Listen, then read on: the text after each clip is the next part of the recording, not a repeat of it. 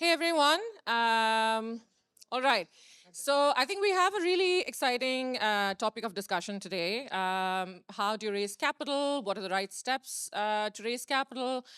Especially when investors are super cautious. There's a million brilliant ideas. And how do you sort of put your foot in the door? Quick round of introductions. And before that, how many founders here currently in the process of raising?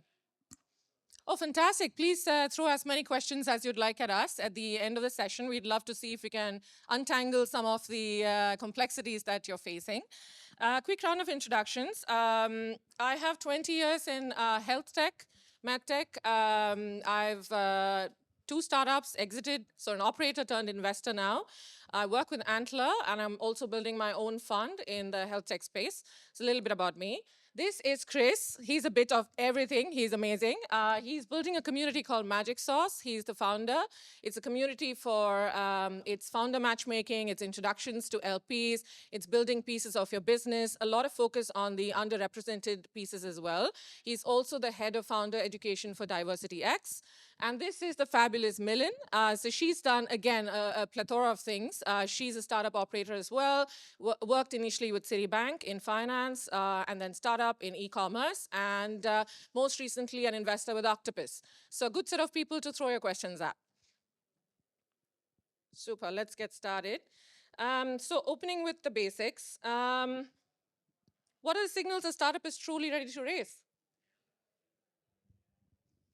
Probably starting with a position of male white privilege is still number one, unfortunately. But I think that ethos of bootstrap until you can't is the key bit at the moment. And when you've got YC in San Francisco telling people bootstrap until you can't, then you know that's the state of the market right now. It's go as far as you can until you can't. In terms of them being ready to do it, you've therefore got to have at least a proof of concept and an MVP. And from our own communities and networking events and all these things over the last couple of months, the key question that keeps coming back is, how do I build one? And I think there's more tools out there than ever now, and the communities are starting to help each other build those MVPs and get from 0 to 1, so that dependence on having a tech co-founder is eroding rapidly. Yeah, maybe just to add to that, I think there comes a point where you just, you know what needs doing and just need fuel, so to say, on the fire to make it go.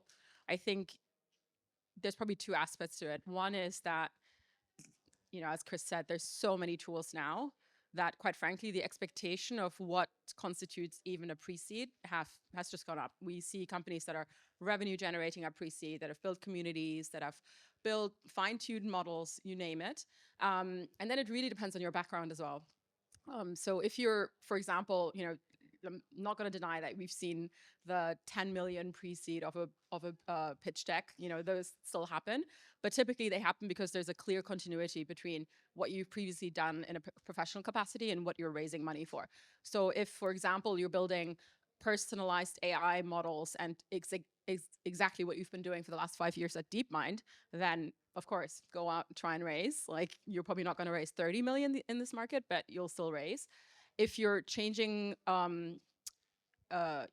country, you're changing industry, you're changing muscle, so to say, like you were in go-to-market before, you're now telling us you're building software, then you have to show much more traction to be able to raise. And to be honest, that's true for angels as well as funds. So.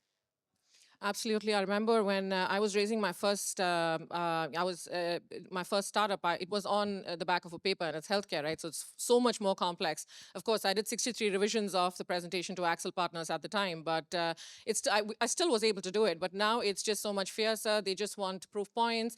The venture capital climate is just so cautious. So you just have to do that much more to be able to get a foot in the door.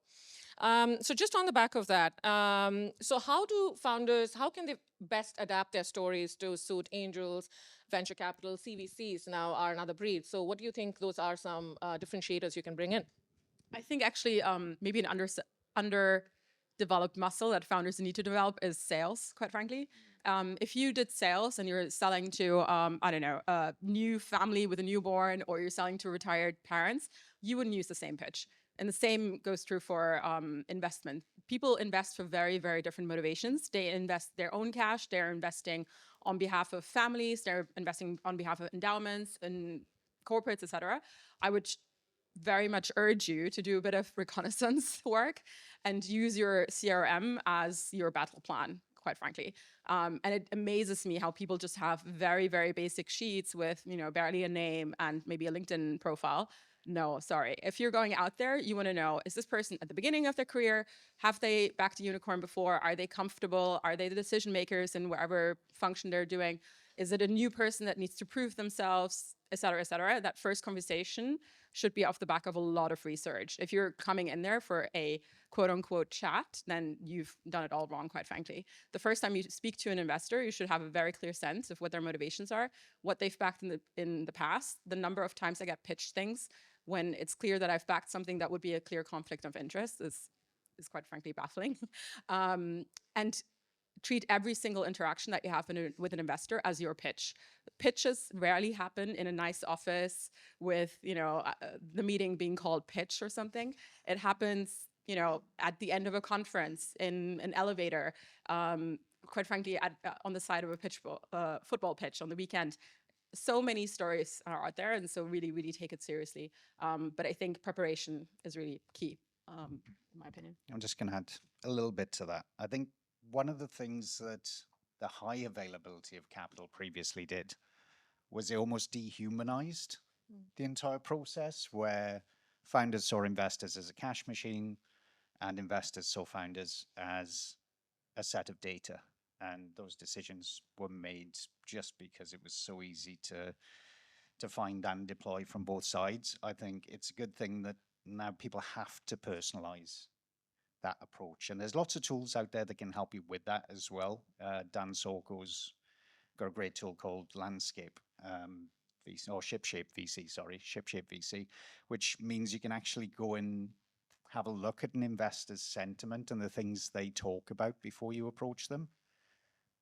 And if you're raising now and haven't started to think about that outreach, you can probably tack 6 to 9 months on just to build those relationships, because it should be about building relationships, particularly if you're at the earliest stage, because those angel investors are your biggest fans, your best network, and the people who can really drive outcomes for you in the early stage. So those people are partners with your business, not just check writers.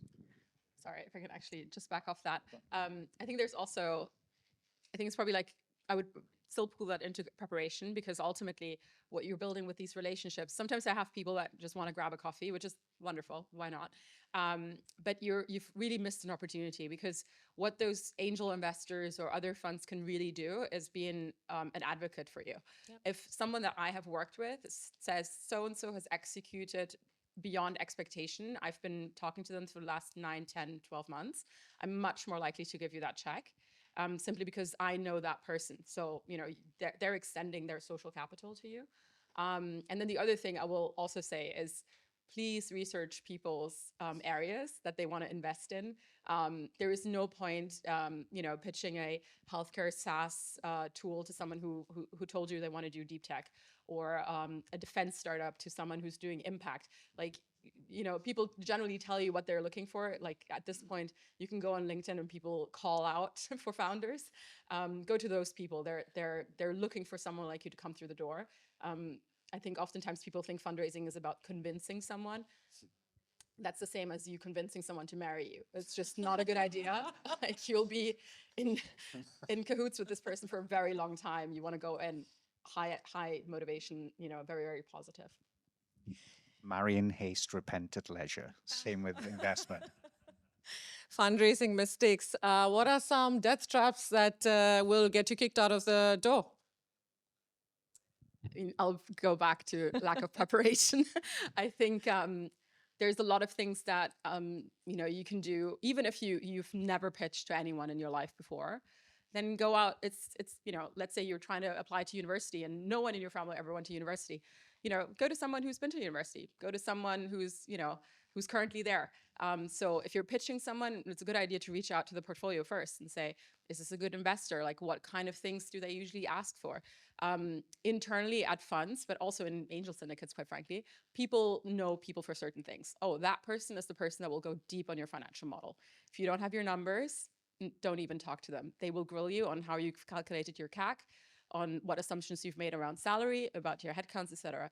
That person over there spent the last 20 years in talent acquisition. Guess what? When you're telling them you're going to hire 6 AI ML engineers, they're going to ask you for names. They're going to ask you what these people are currently earning and why the heck they would leave their well-paying job to join you. So again, come in with preparation. The number of well, I guess I'm going to stop saying the number of times, but oftentimes people use excuses because, quite frankly, we're human and it's uncomfortable. Like, who wants to be grilled on their life's work? But again, you're just missing that chance. If you've been prepared, not only is that a response, but also, you know, that's something I am comfortable going into an IC with and saying, oh, that person, I can pull them in and put them in front of the partnership because they're not going to make me look bad and they really know their shit. Amazing. So the next point is on valuation. I actually want to start off with this one. So how do you sort of value your company? I've had a personal story on this one. How do you value a company? What's too much for a VC? Are you scaring them off? But are you also undercutting yourself, right? So I remember we were doing a Series A, and we had really big names on our, first startup, Axel Partners, Sequoia had come in, RN Capital, which is one of the biggest hospital chains VC arm in India. So big checks were being written. And then we went to, a healthcare VC, and they said, oh my God, these guys are completely overvalued. There's no way we're stepping in. Now, that obviously broke us in a way, because, we were at Series A, and it's a lot of word of mouth everywhere. But at the same time, we had solid numbers and solid comparatives to know that we were on the right path. So we decided, so they said, if you go back on your valuation, bring it down, we will be happy to fund you. We actually went back and decided as a team that we're not going to do that because the investors who had backed us were willing to back us for the next round as well with the valuation that we deserve.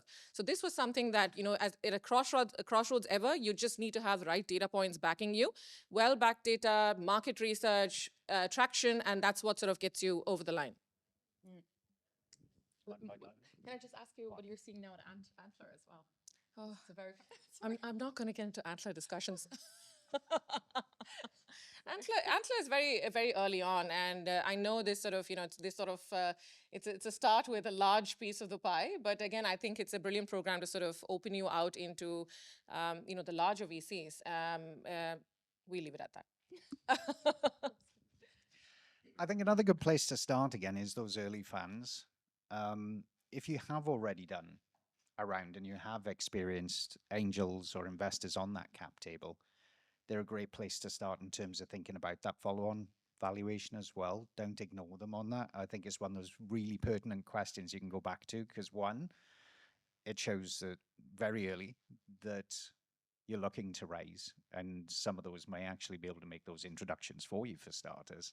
Secondly, they can give you some idea on valuation. They're less likely to be competitive over that valuation as well because they've already been there, they've already been in the business, and they're your biggest champions. So start with those. I think it's always a great point. It's alongside those data points again that you can leverage, and you can look at what people are doing similarly in the space.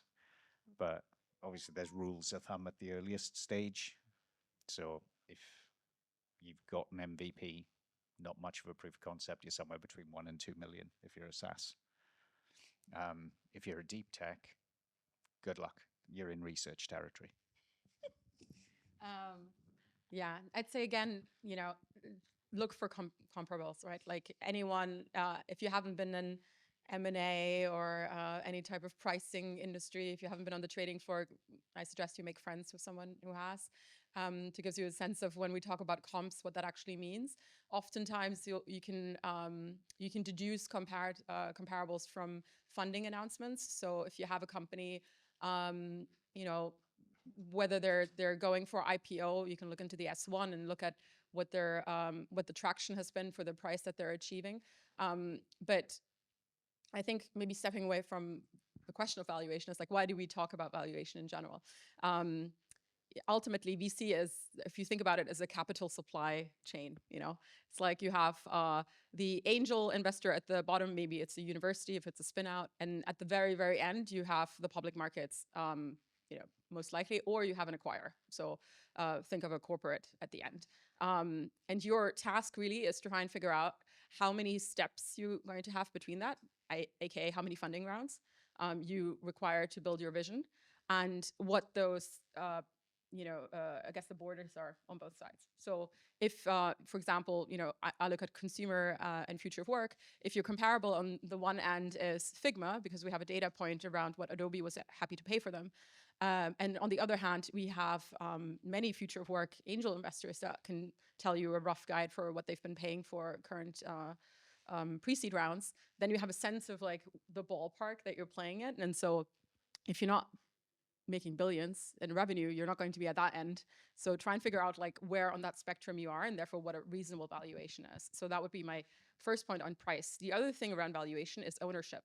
So oftentimes investors will be very particular about evaluation because it actually translates into how much of the pie they own at the time that you become public or you become acquired. And that's really what they're trying to solve for. So oftentimes, for example, in this health tech example, they might be pushing for a particular valuation because they have been given the mandate to own minimum X%. And so at the moment for seed and Series A rounds, we'll see anywhere from minimum 10 to minimum 20%. There's some tax rules, if you're looking to someone who's on IFRS accounting and they potentially might acquire you, they might need 5%, otherwise they can't account for your revenue. There's some rules around that. Really, really try and understand what the motivation is behind a specific number, because otherwise, like in any negotiation, you're going to get stuck on the price if you don't understand all the other valuables that are in there. Maybe you can solve it by saying, you know what, on the primary transaction, we're not willing to go below this valuation, but let me talk to my angel investors. At this price, they might be willing to sell you secondaries. So try and open up the deal and figure out how you can structure something if you're really trying to get someone on board.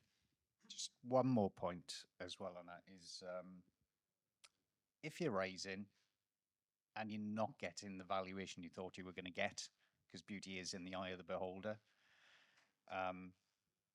take less. If that's okay with those investors, take less, prove more, raise it at a slightly higher valuation. You win in the end anyway. Both sides do. So take that as a signal from the market rather than some crushing blow. Just because you've raised less doesn't mean you're doing badly. What it means is the market needs more proof from you. So take that little bit less on that lower valuation, go and build the proof points, go back and raise when you've hit those proof points. Two things it does is obviously validate to your existing investors who might put their hand in their pocket again. And it also means those external investors as well will have seen you hit not just one normally, but 2 or 3 proof points before you then go raise, and it adds that extra validation because everybody's needing that extra validation at the moment. Thank you. This is some chock full of really, really pertinent points there. Later. So, okay, storytelling. How much of a pitch will get you the investor trust that you so require with storytelling? I'm a big fan of storytelling. I think this is what gets you in the door. You'll have to, more than your slide decks looking slick. I think it's the personal sort of, what the unique sort of propositions and the charisma that you bring in at the door and the way you connect with the VC plays a really big part, especially in early stages of fundraise when they don't know who you are and they're taking a bet on founder. What are your thoughts? Yeah, I think it's probably the #1 differentiator between how Europeans raise versus Americans, right? Like the Americans come in and go, you don't know yet, but this future is going to come and we're all going to be on like teleportation devices. And by the end of 20 minutes, you're like, absolutely, yes, this is happening. Let me just try and figure out what the financial model looks like for this. But I think it's an and, really. Like I've seen both. I've seen wonderful storytellers fall on very basic questions around the business model. And on the other hand, I've seen amazing technical founders that can just not tell the story and cannot convey what a great business they're actually building. And so quite frankly, again, like it's about practice, practice, practice. If you don't like speaking in public, go to Toastmasters, find a pitch coach, find a really, really mean neighbor and just like pitch them. like, quite frankly, there is no excuse, because it's going to affect how much money you can raise and how much you have to actually build whatever it is you're building. Because maybe stepping back again, why are we fundraising? We're fundraising to build this business. Like, quite frankly, if banks were more agile, we just go to a bank and see our bank manager, and that's it. It's quite inefficient for you to actually have to pitch 200 investors to be able to get whatever money you need to build your MVP. But that's just VC, how it works. But yeah, we're in venture capital because we're going out whale hunting. Like, if you cannot show us like what kind of whale awaits us at the end of it, venture capital is just not the right funding for you. And then maybe you should look at grants, crowdfunding, or many of the other ways of funding your business. Yeah, I agree. And I'm just going to give it probably earlier stage context, because that's where I aim mainly. Within the Magic Source platform, the mentoring I do, one of the things we come back to consistently, and one of the things that people enjoy doing most that they skip, is a canvas. And it forces brevity from the outset. And trust me, VCs further down the line and angels further down the line will thank you for that initial brevity. Next thing you should focus on is trying to build out that elevator pitch. An elevator pitch is more important than your deck. May sound controversial given the amount of time you dedicate to fiddling about with the deck and iterating it, but 100% trying to condense something into 6 bullet points makes your job so much easier. And so it does for the investor as well when they're looking at what you are, what you do. It's just as important to be qualified out quickly as it is qualified into a funnel for an investor. So I'd start with those 2 points. And I think when you're then looking at a pitch, it almost becomes just a tick box for due diligence at an early stage if you've done your elevator pitch well, because an elevator pitch leads to a conversation, not a pitch. That pitch then just becomes our validation point between, does that match what they've told me, rather than the sole hinge for somebody investing. I mean, out of the 13 people, that VCs would hate my cap table, there's 13 people on it, but out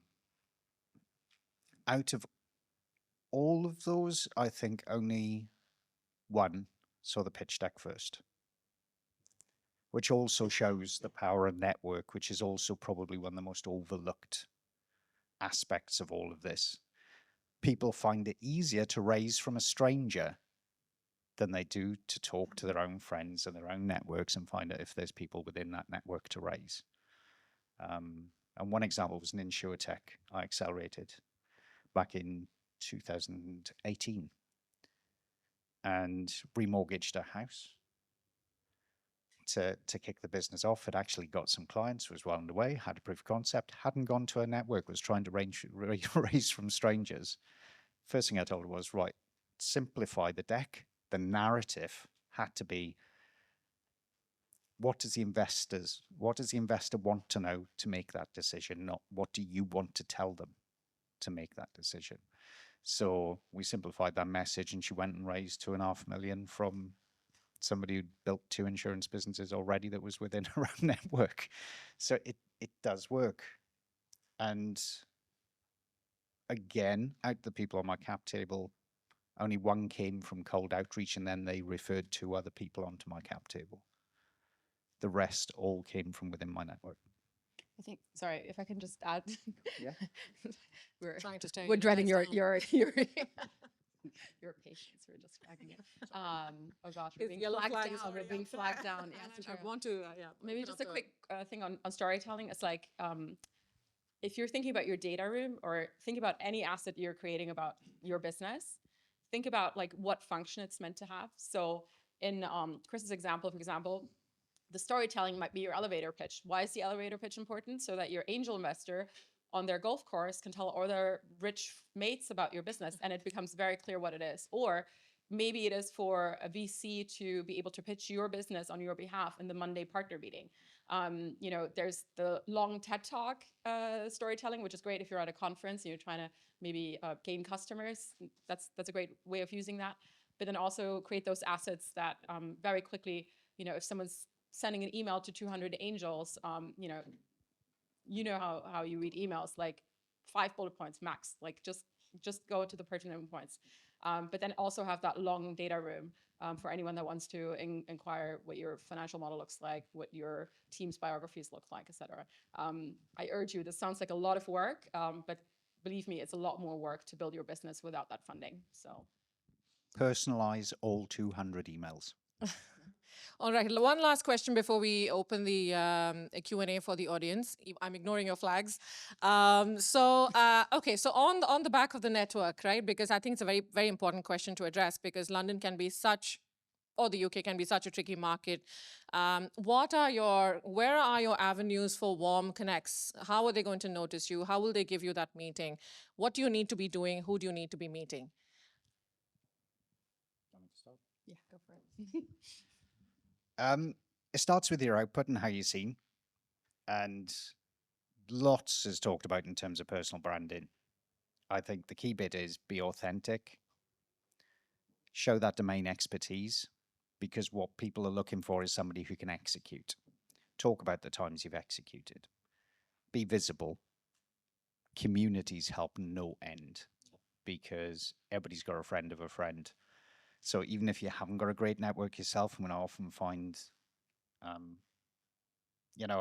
work with a lot of people within the actual tech side as well. I know a lot of developers and with the best will in the world, they're not exactly extroverts in most cases, so therefore don't have fantastic networks. So it's a good way for them to actually build networks because it's text first and they get to know other people and they get to evangelize what they do and refine their message that way. So power of community is massive.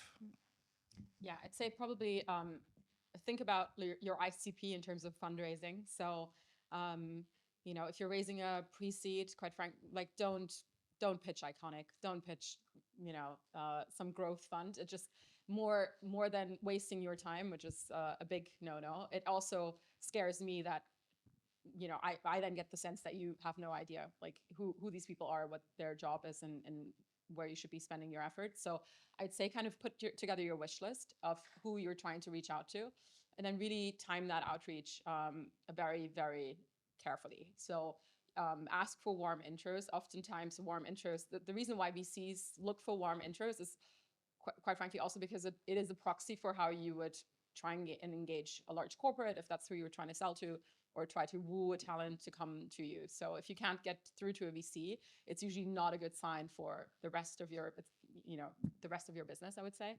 And then in terms of angel investors, I do think you need someone speaking passionately on your behalf. So try and figure out who's a warm connection, like maybe your university professor is, friends with an angel investor that you really want to talk to. Convince that person first to then go out and do the work on your behalf.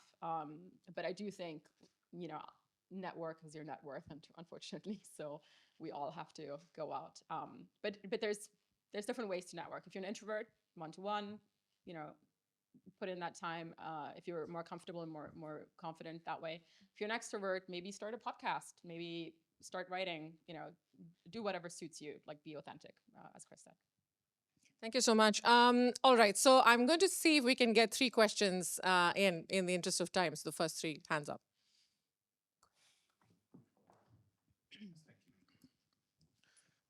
My question is to all of you about valuation. Series A, you have traction, you know what and then you can build your confidence and you can show the confidence. What about at pre-seed level? How do you do valuation at the bootstrap or a pre-seed level to your angel investors or someone who want to come board and take it over to go further? Are we talking SaaS or deep tech or? We are not talking SaaS or deep tech. It is a solving a problem in cyber fraud. So would that be something that's more commission or case by case led or one-off payments or? It would be a continuous business through regular business from the people who the enterprises who adapt. A subscription base, yeah. So it's a SaaS. Yeah. So if you're at the earliest stage, I think literally if you either have just an MVP or just a proof of concept, more than £1 million. That's what I'm seeing. And then it's a kind of sliding scale if you've got some validation and a solid MVP, you probably creep up nearer to about 1.5 million. And then depending on, it starts to depend on things like sector, desirability, competition, and things like that. Then after that, and this is why that staged approach is important as well, because when you do your outreach, when you're throwing a pitch at someone will tell you beauty's in the eye of the beholder. When you get the first 10 people come back and go, it's a bit rich for me, you lower your sights. So that's probably somewhere between about 1.5 to 2.5 as the next stage. I'd say look for comps. So even at pre-seed, you have comparables. If you're looking at cybersecurity, there's Cylon, for example, as an accelerator, which gives you a good indication of like how much equity they're looking for. Look at Antler, look at Y Combinator. There's many, look at Entrepreneur First, and look at the terms that they're offering in terms of, these are people that are just investing based on talent. Oftentimes there's nothing on there. So that gives you an idea. The other thing is also you don't want to give up too much at the beginning.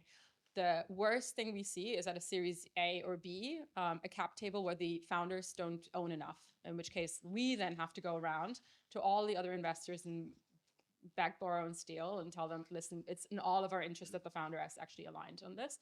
So I'd look at Carta, which is, for anyone that doesn't know, it's a private market database. They have cap tabling tools, but they have a really good data team, and they publish once a year, I think, an insight on average percentages at each stage.